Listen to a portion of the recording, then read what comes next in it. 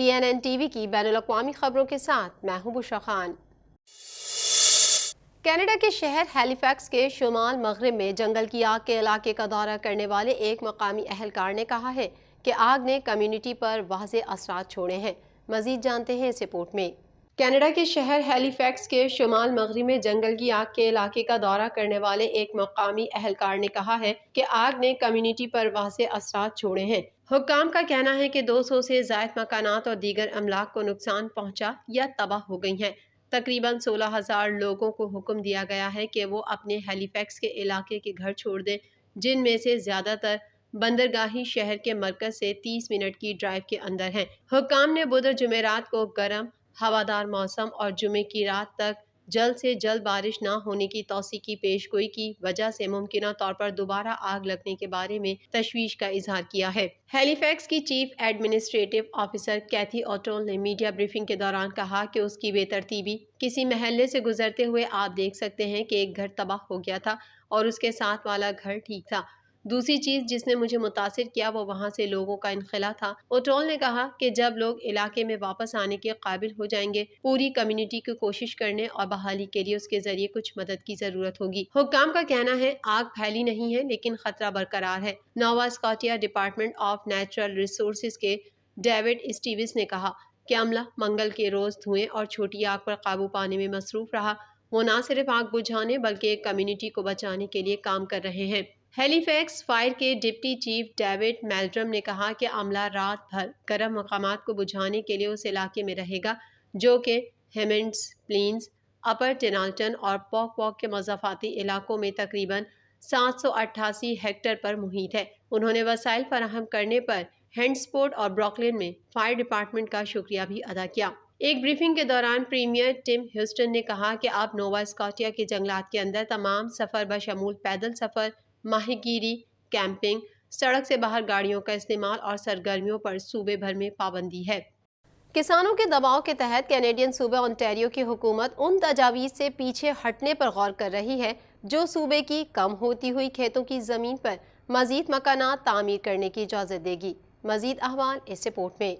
کسانوں کے دباؤ کے تحت کینیڈین صوبہ اونٹاریو کی حکومت ان تجاویز سے پیچھے ہٹنے پر غور کر رہی ہے جو صوبے کی کم ہوتی ہوئی کھیتوں کی زمین پر مزید مکانات تعمیر کرنے کی اجازت دے گی۔ میڈیا رپورٹ کے مطابق کاشتکاری اور زرعی گروپوں کی ایک رینج کے رہنماؤں نے گزشتہ ہفتے اعلیٰ سرکاری عہدیداروں سے ملاقات کی تاکہ صوبائی زمین کے استعمال کی پالیسی میں مجوزہ تبدیلیوں کے بارے میں اپنے خدشات کا اظہار کیا جا سکے، جس کے بارے میں فورڈ اور اس کے وزراء نے کہا ہے کہ نئے گھر کی تعمیر کو فروغ ملے گا۔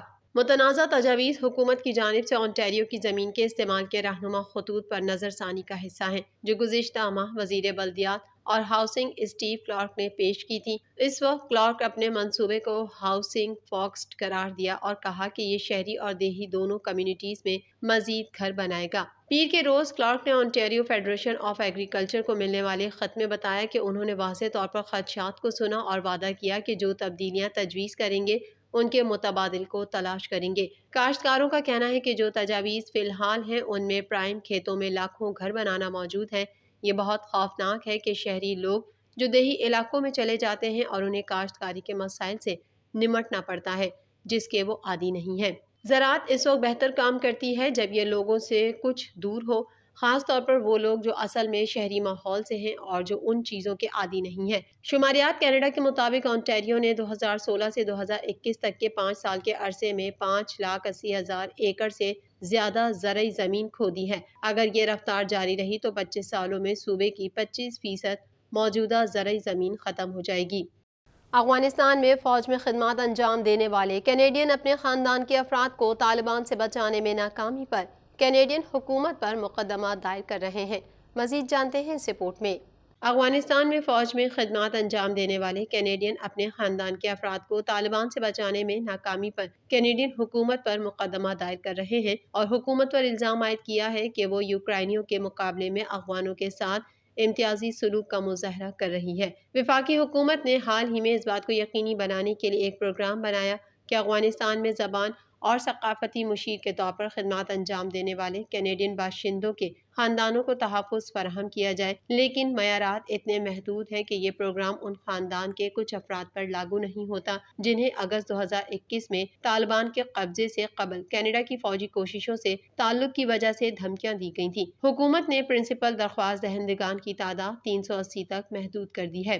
2 مشیروں نے وفاقی عدالت میں درخواست دائر کی جس میں الزام لگایا گیا کہ حکومت نے 2022 میں شروع ہونے والے روسی حملے سے فرار ہونے والے یوکرینی باشندوں کو 2021 میں طالبان کے قبضے سے بچنے کی امید رکھنے والے افغانوں کے مقابلے میں بہترین امیگریشن فوائد فراہم کیے ہیں۔ ہم تلاش کر رہے ہیں کہ یوکرین کی پالیسی کو ہر اس شخص تک بڑھایا جائے جسے اس کی ضرورت ہو۔ مشیروں کی نمائندگی کرنے والے وکلاء کا کہنا ہے کہ اسے نہ صرف یوکرینی بلکہ جنگ یا انسانی حقوق کی سنگین خلاف ورزیوں کی اسی طرح کے حالات کا سامنا کرنے والے کسی بھی شخص تک توسیع دی جائے۔ مشیران اور ان کے وکلاء یہ بھی چاہتے ہیں کہ حکومت یہ تسلیم کرے کہ دونوں بحرانوں کے حوالے سے مختلف طریقوں سے حقوق اور آزادی کے چارٹر کی خلاف ورزی ہوتی ہے۔ مشیروں کے اہل خانہ ابھی تک افغانستان اور پڑوسی ممالک میں پھنسے ہوئے ہیں۔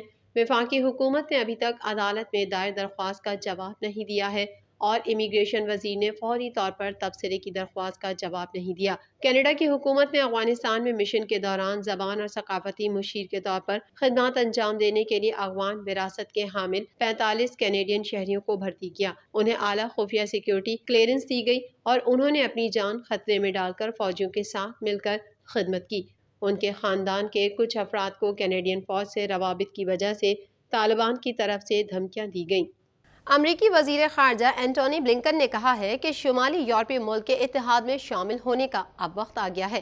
امریکہ نے ترکیہ پر زور دیا ہے کہ وہ نیٹو میں سویڈن کی شمولیت کی منظوری دے۔ مزید جانیں گے اس رپورٹ میں۔ امریکی وزیر خارجہ اینٹونی بلنکن نے کہا کہ شمالی یورپی ملک کے اتحاد میں شامل ہونے کا اب وقت آ گیا ہے۔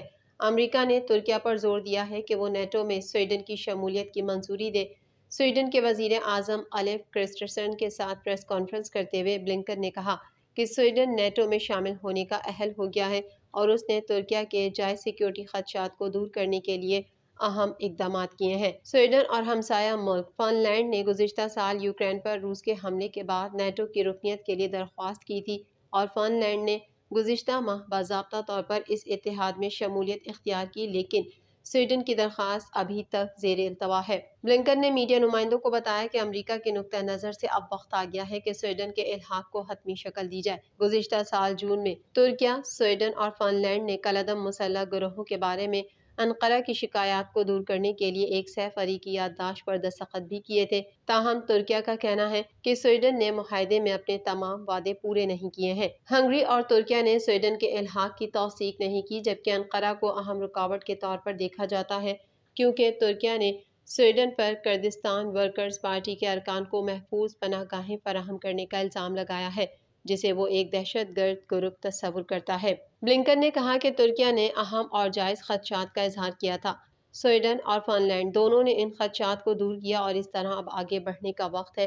انہوں نے کہا کہ ہم اور ہمارے اتحادی سویڈن کی سلامتی کی ضروریات کو پورا کرنے میں مدد کرنے کے لیے پرعزم ہیں اور اچھی پوزیشن میں ہیں، قطع نظر اس کے کہ الحاق کل ہو یا 2 ہفتوں میں یا اس کے بعد چند ہفتوں میں ہو۔